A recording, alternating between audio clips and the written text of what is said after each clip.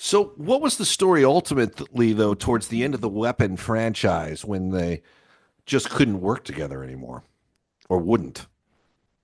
There was Well, something that went on. I don't know what it was. I hesitate. Mark Solomon knew. He knew all the gossip, and I always hesitated asking because I didn't want to appear to be a gossip. But whenever I went to him with anything, 9 times out of 10, he'd already heard it, already knew it. Yeah. Do you know anything? You don't have any yeah, insight. my understanding is that Joel tried to get another Lethal Weapon um, picture going, but not include Dick and to cut him out of the profit sharing. And that that was the bridge too far and ended the relationship. It was just the betrayal. It wasn't the Yeah. money, but it was the betrayal. And Joel tried to go behind Dick's back. And it did end. The relationship did end. I can Yeah. confirm that. There was something that happened, and um, I don't know. Hey, Mark, what is the Yeah. single greatest Donner moment that you witnessed? Oh gosh. Well, we were on the picture Assassins.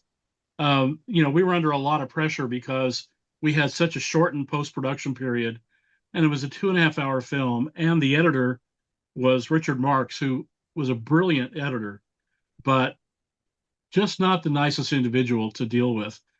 And uh, Richard tried to manhandle Dick. One morning, Dick came in late. Wait. When you say manhandled, like he tried to actually put his hands on him? Oh no, he's to metaphorically manhandle him.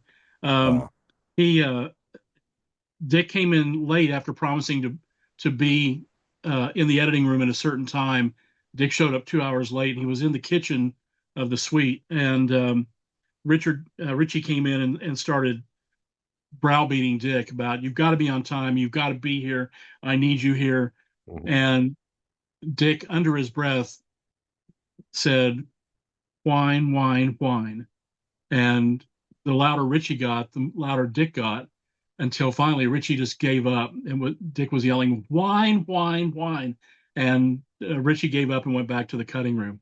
Um, you know, Nobody told Dick what to do, um, unless it was somebody he certainly dealt with, on more than one occasion than or more than one picture than Richie.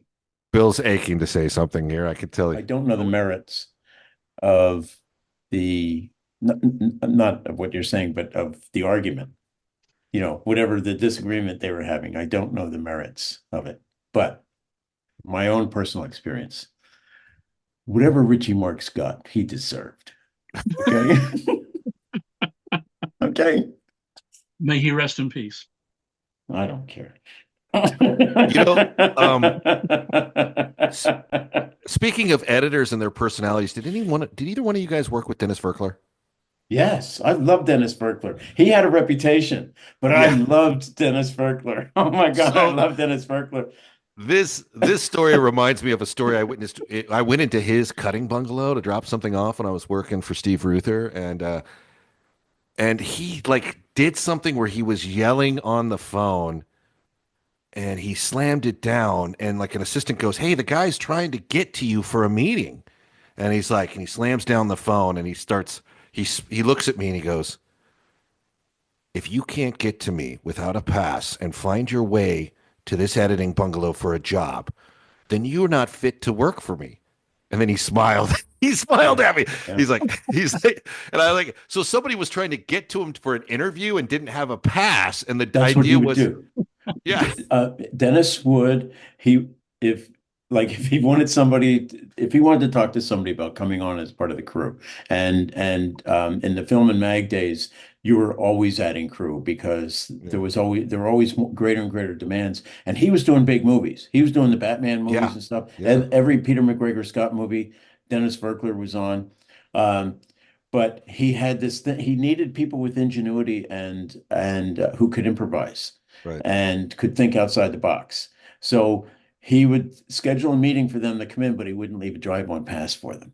Yeah, They yeah. had to figure out a way to get on the lot. And eventually that got around, so I was getting calls I've got a meeting with Dennis Berkler, and I would just laugh, like I'm laughing now as you're describing this, because and I knew it's so funny. The first time I met Dennis, because I'd been around, I was director of budgeting, and I'd been around, and I went over to Mark Solomon's office for something. I don't remember what it was, and I was still in budgeting.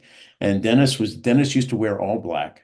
You know how Peter McGregor Scott was black and white shirt, black pants, I think white shoes, white tennis shoes. That's all he had in his closet was black and white because he didn't want to have to think about what he was going to wear. He had other things to think about. Dennis Berkler always wore black, head to toe black. He was Phil Mickelson, head to toe in black. Okay. But the guy never saw sunlight in his life. So he was pasty white like a ghoul. I swear to God.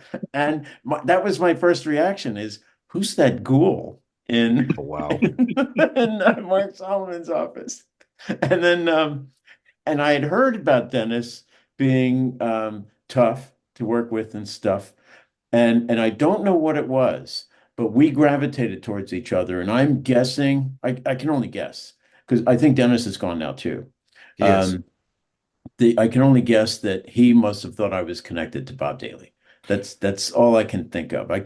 Certainly not on my merits, but Dennis had a sense of humor. He had a wicked sense of humor, He re- know. and it was hilarious. It was so. I'm going to say I think he gravitated to you because of your personality. I mean, he did like certain personality types, and it was weird because everyone had that warning about him. But you would get in the room or the bungalow with him, and he would be fine.